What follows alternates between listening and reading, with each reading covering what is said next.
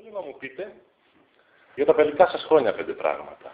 Και τους γονείς σας, το επάγγελμά τους, τι επαγγέλλονται. Ναι, εγώ εδώ πυριώτης είμαι γέννημα θρέμα. Για να το ξέρετε το πύριο, κοντά εκεί με τα ΤΕΗ. Ναι, ναι. Που είναι ο Άγιος Χαράλαμπος, μια εκκλησία που είναι ο πολιούχος της πόλης.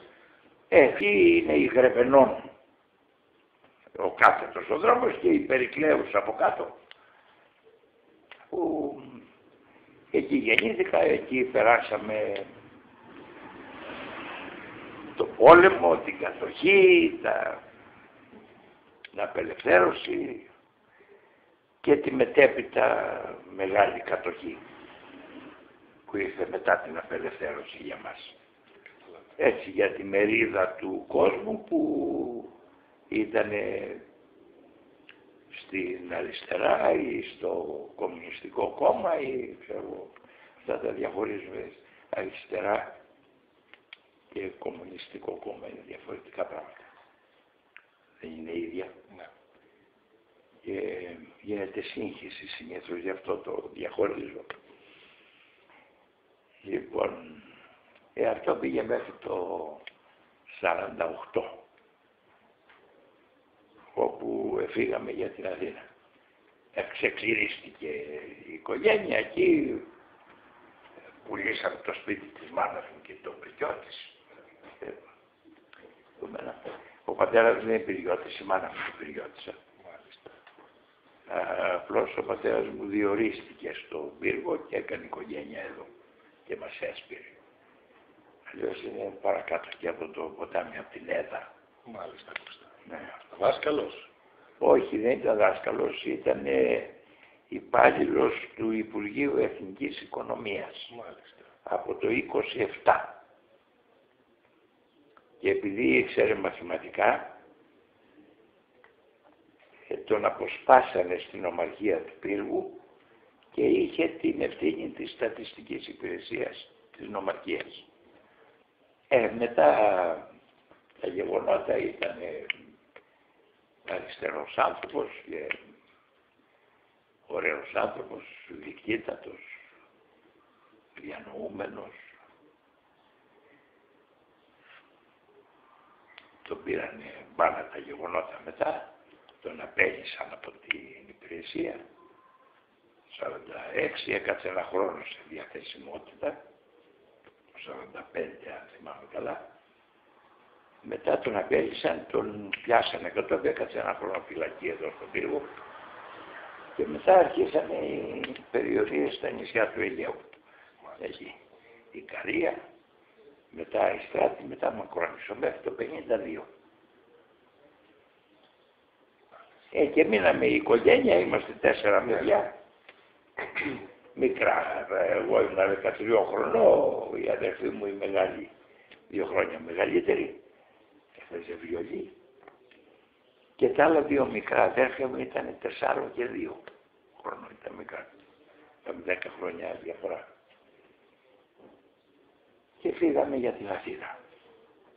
Όπως έφυγε όλος ο κόσμος τότε, κυνηγημένος, όλοι οι αριστεροί εννοώ, για να χαθούν στην Αθήνα, να αλλάξουν και όνομα, οι περισσότεροι να μην τους βρίσκει κανένας. Και ξεπατώθηκε ο τόπος εδώ. Αυτά τώρα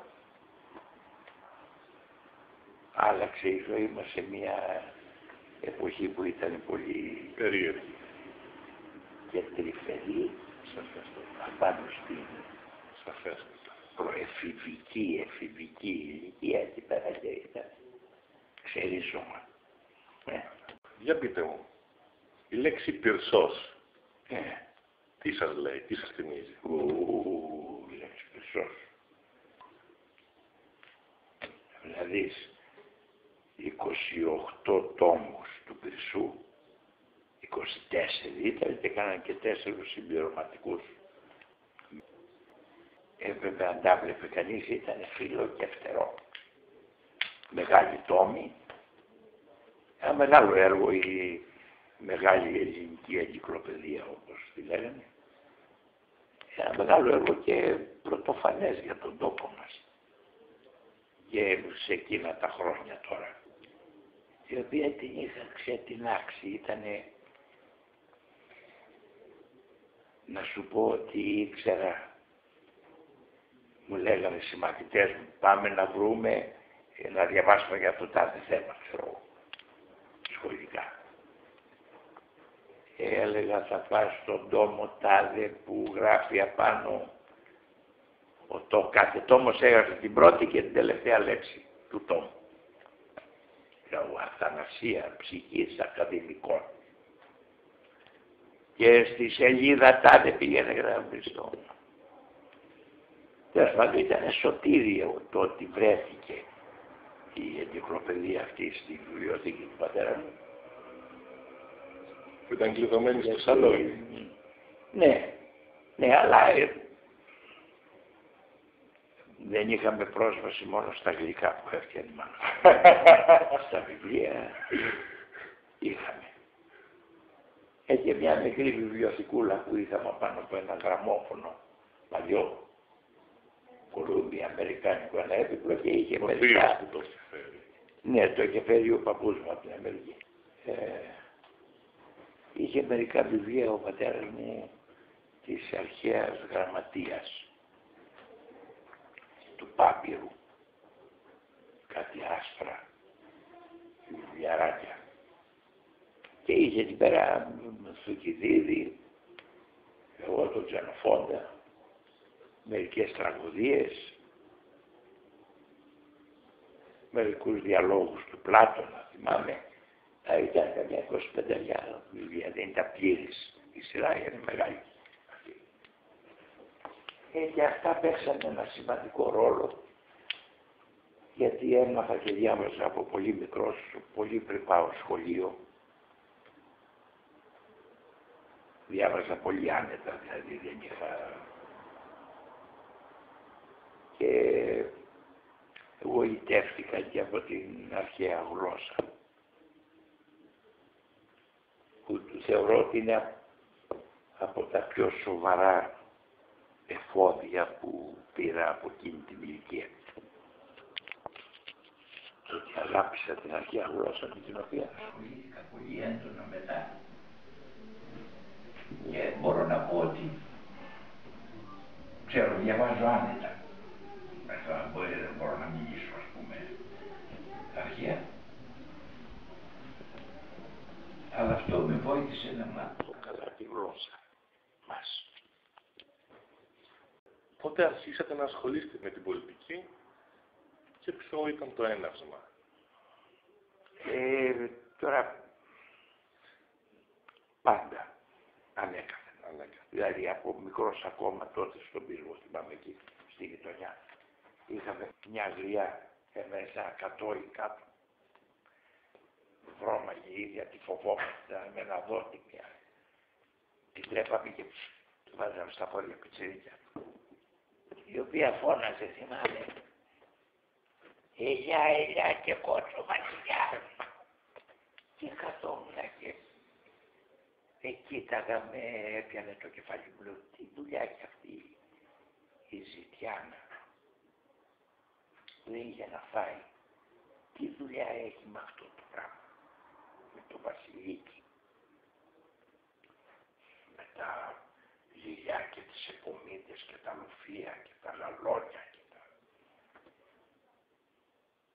Και κατάλαβα ότι γέμιζε η ζωή της, αποκτούσε περιεχόμενο από αυτό το μεγαλείο, το απρόσιτο, και μέσα στην κατάντια της αυτό της έδινε ότι κάτι είναι.